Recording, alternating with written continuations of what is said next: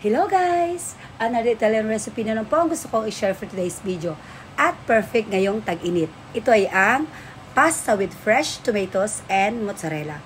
Ang mga ingredients ay red tomatoes, pasta, mozzarella cheese, basil leaves, pepper to taste, salt to taste, at olive oil. First guys, i-cut muna natin yung ating red tomatoes ng maliliit, kagaya nito. At after natin makat ang ating mga red tomatoes, pwede na natin lagyan ng salt to taste, black pepper to taste, i-cut din natin yung ating basil ng maliliit, at ihalo natin dito sa ating red tomatoes, at ilagay na natin ang ating olive oil.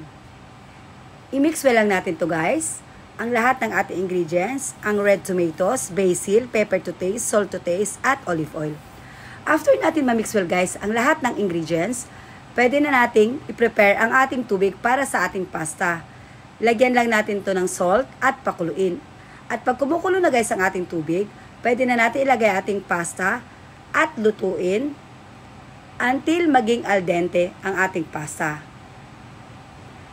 At pagluto na guys o al dente ng ating pasta, salain natin ito. At pwede na natin ihalo sa ating red tomatoes na hinalo-halo kanina.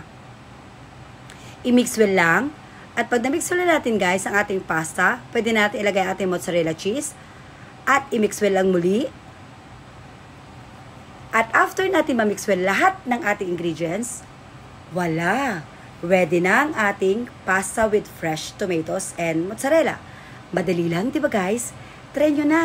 At matikman nyo yung sariling version, siguradong magugustuhan nyo. Thanks for watching guys. Naway nag-enjoy na naman kayo sa aking panibagong video for today. Maraming salamat po sa panonood. Ingat po kayong lagi. Keep safe everyone. God bless and bye!